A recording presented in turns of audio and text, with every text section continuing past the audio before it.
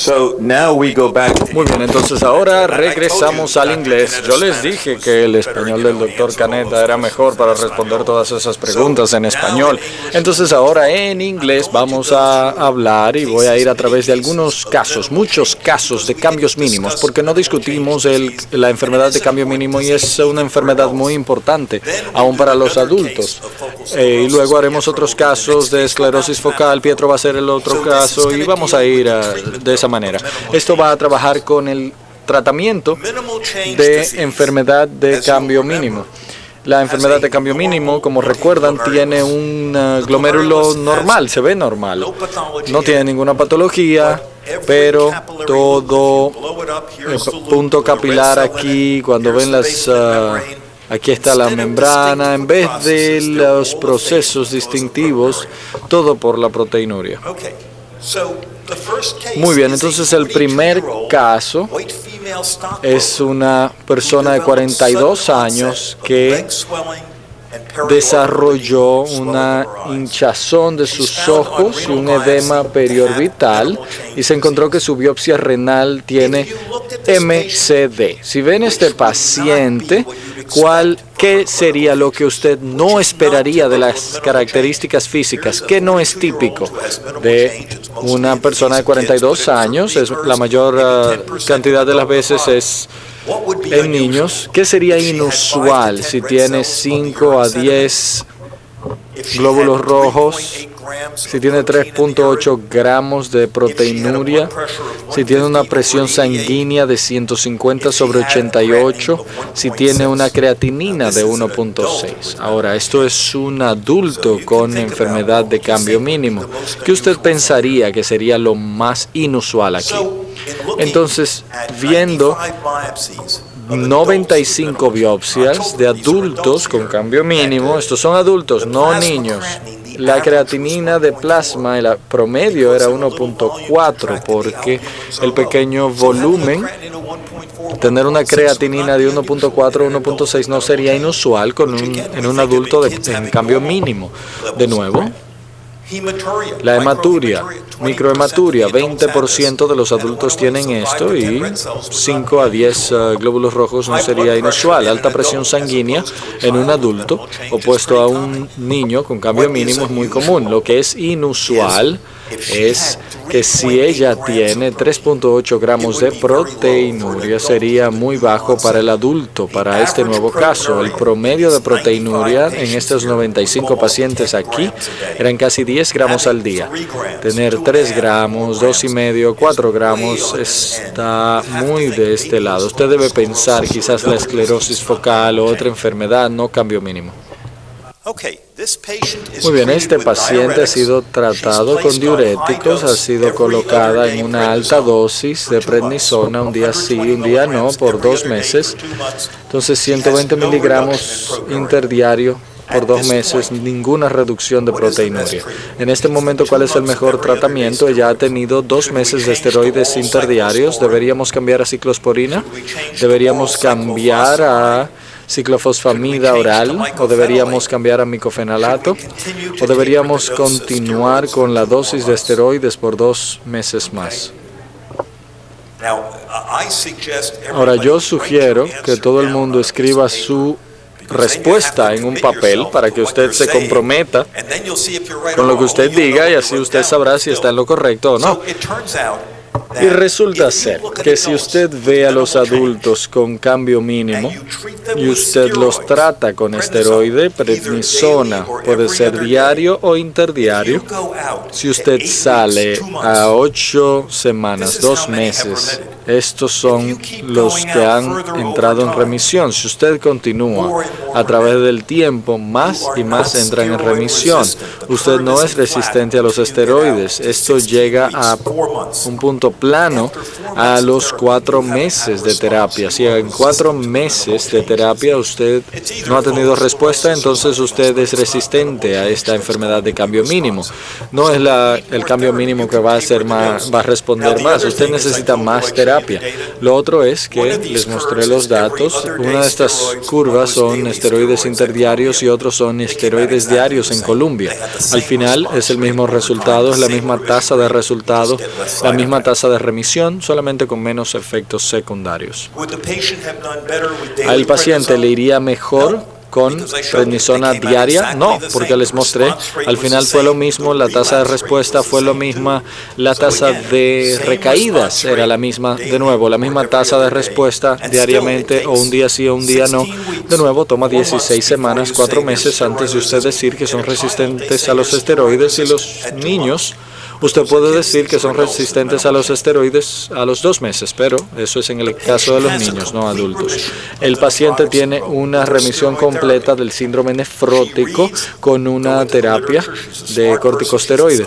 Es una persona inteligente que va al internet y va y dice, esto es una enfermedad que tiene recaídas luego de cierto tiempo. Ella le pregunta a usted cuál es la oportunidad de que suceda una recaída en 6 meses después de entrar en remisión. ¿Cuáles son las probabilidades? ¿Es 10%, 20%, 30% o 40%? ¿Qué tan frecuentes son las recaídas en adultos con cambio mínimo? Ahora, si usted mira, aquí está todo el mundo que entró en remisión con esteroides.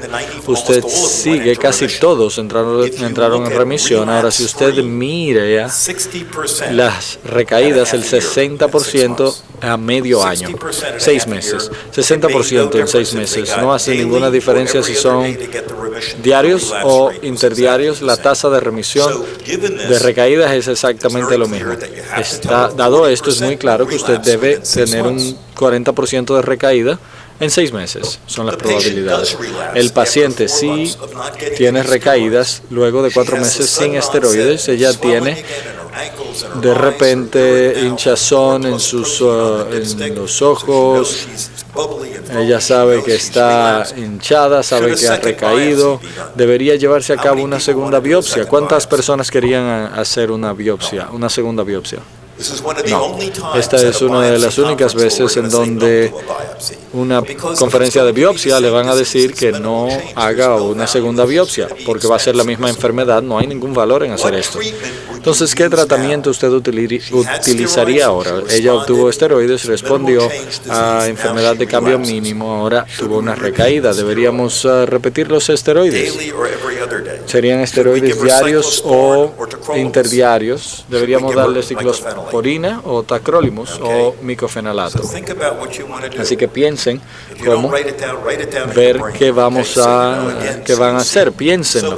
De nuevo, resulta ser que la mayoría de nefrólogos tratarían al paciente nuevamente con esteroides diariamente o interdiario, pero no cambiarían la terapia luego de la primera recaída en cambio mínimo. Muy bien, entonces la primera recaída, esteroides nuevamente, la mayoría de las personas hace eso, que digo, lo recomienda. Ahora, si el paciente se vuelve dependiente, que no puede salirse de los esteroides, cada vez que usted trata de reducirlo, ella va a recaer. ¿Cuál de las terapias le da la mayor tasa de remisión completa o parcial? Esto es un paciente dependiente de esteroides. Cada vez que usted baja los esteroides, usted baja a 10 miligramos, por ejemplo, y ella tiene una recaída. Entonces, ¿cuál de estos les va a dar la mayor tasa de remisión en términos de ninguna proteinuria? Ciclofosfamida, MMF, ciclosporina, tacrolimus o cualquiera de los anteriores. Así que cuando vemos estos pacientes, los 95 pacientes aquí, los que se volvieron dependientes de esteroides, uno de estos son remisiones completas y parciales. No hay ninguna diferencia entre ninguna de estas. Estos tienen más completos, estos menos parciales, pero todos son lo mismo al final. No era el medicamento, no fue el medicamento que hizo la diferencia. Lo importante son los efectos secundarios. Cuando usted ve a un paciente dependiente de esteroides, usted dice, esto es una mujer de 22 años que quiere tener niños, yo no voy a utilizar ciclofosfamida en este paciente.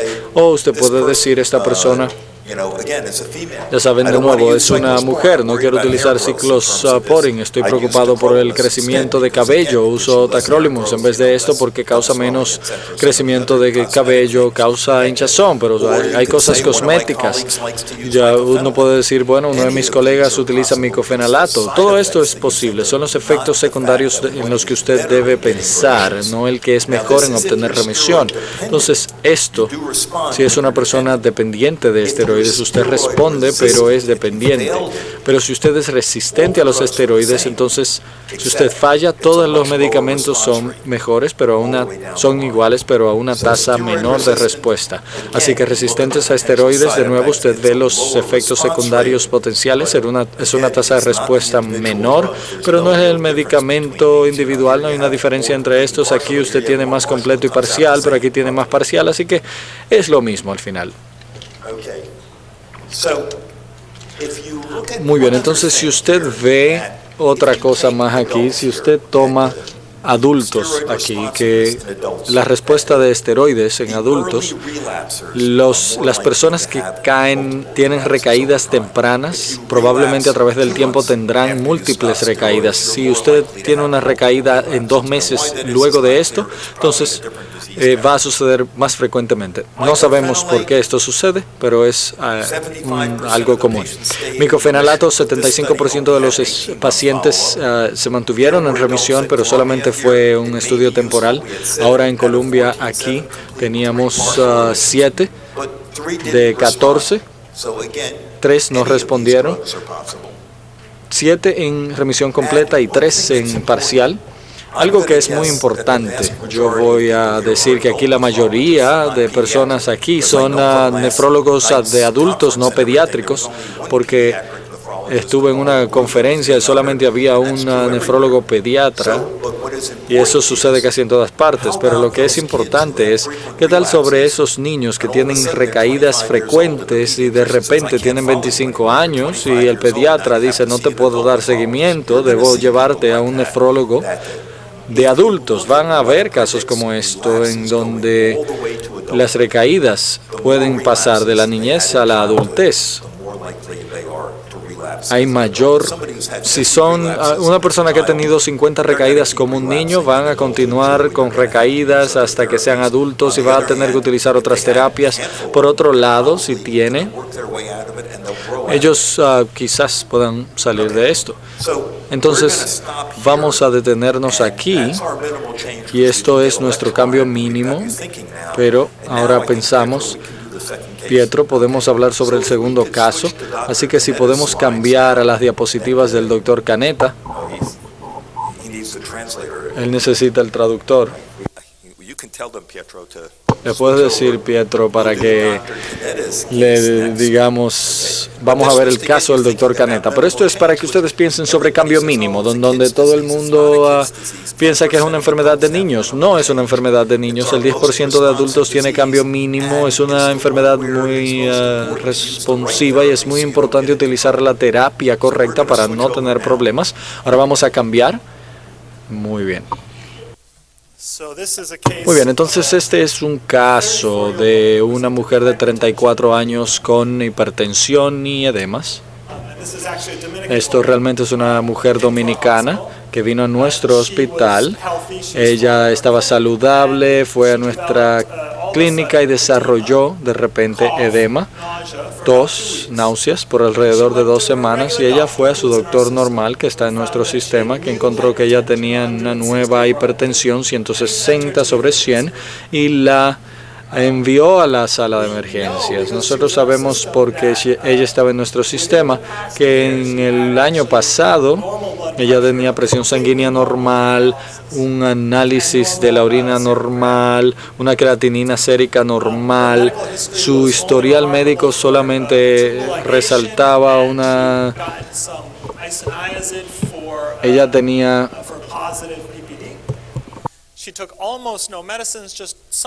algunas veces ella tomaría ibuprofen. Ella era dominicana.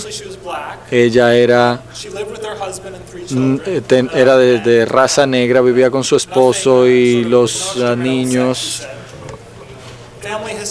El historial familiar era increíble, interesante: diabetes, hipertensión, ataques al corazón. Entonces ella tenía alta presión sanguínea, periorbital, y ella parecía nefrótica. El ultrasonido era normal, los rayos X del pecho eran normales, la creatinina era 0.9 y sabemos que la línea base era de 0.6, esos son miligramos por decilitros. La albumina era 2.3, el colesterol era elevado. Y en la orina ella tenía 3 más de proteína y mostrando aquí 9.000 miligramos de proteína, claramente nefrótica. Teníamos algunas serologías que vino negativo, normal, y eso incluyó el ANA, todos los niveles complementarios eran normales, el ASO era normal, el ANCA, el VIH, hepatitis C, todo era negativo. De nuevo, como el doctor Pal dijo, ¿cuál es el próximo paso más apropiado? Ir a una biopsia renal, hacer una prueba de si es maligno o no, hacer más pruebas de sangre, por ejemplo, electroforesis de proteína.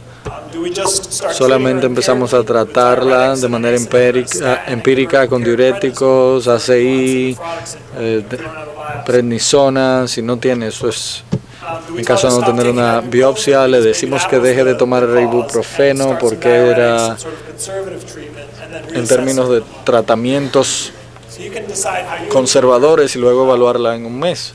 Usted decide cómo tratarla, pero nuestra respuesta fue ir directamente a la biopsia de lo renal. Ella es muy joven para hacer una prueba de malignidad.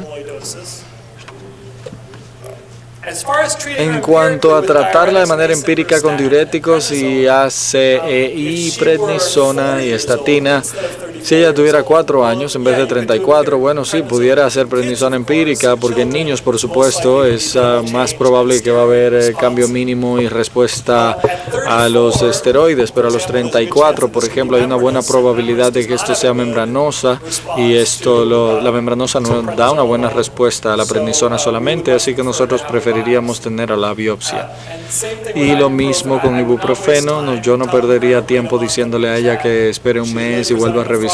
Ella está mostrando, ella es sintomática, es nefrótica, no necesariamente tenemos tiempo para esperar y ver si hay un efecto de ibuprofeno, probablemente no lo va a hacer. Así tenemos la biopsia. Había 14 glomérulos, la mayoría se veían como esto, que era muy normal. 4 de los glomérulos tenían lesiones FSGS, así que esto es solamente una pequeña lesión en la parte tubular. Aquí hay otro.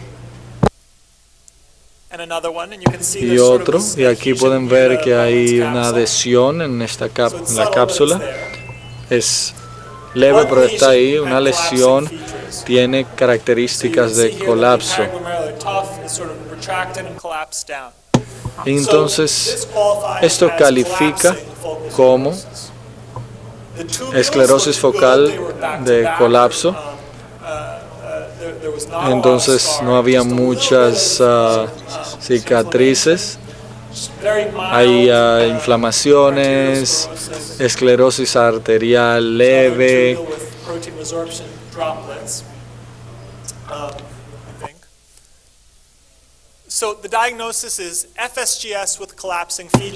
El diagnóstico era FSGS con glomerulopatía colapso. El doctor mostró esto, pero para recordarles, esta es nuestra experiencia, esta clasificación, la clasificación de Columbia de FSGS, y si usted ve la remisión en azul, aquí está collapsing, de colapso muy bajo, entrando en remisión, enfermedad renal si usted tiene FSGS. El grupo que se vio en Chapel Hill tenía un grupo de pacientes de la parte sur de los Estados Unidos, varios hospitales. Ellos obtuvieron los mismos datos, los diferentes subtipos de FSGS a través del tiempo, supervivencia de falla renal, en rojo está colapsante, por mucho el peor. Los pacientes colapsantes en este grupo eran más jóvenes cuando fueron presentados con esto, tenían más probabilidad de ser de raza negra, tenían la mayor proteinuria en todos los pacientes de FSGS.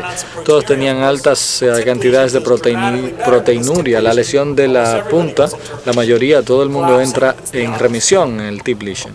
En colapsante es lo opuesto. Por esto la biopsia es de tanta ayuda para obtener la prognosis. Y a través del tiempo, solamente el 18% de esta serie de pacientes con colapsante tenían esto. Como todos ustedes saben, la causa más común de esclerosis focal colapsante, se les hizo prueba a ellas de VIH y fue negativo. Es una situación menos común en donde tenemos glomerulopatía colapsante y es VIH negativo. Y estas son cosas que han sido asociadas con esta enfermedad. La mayoría de las veces entendemos que las glomerulopatías colapsantes son secundarias a algo. Y esto es de una serie de ver todos los casos que han sido descritos en la literatura. Y como pueden ver, hay muchos virus que salen, específicamente el CMV, el parvovirus,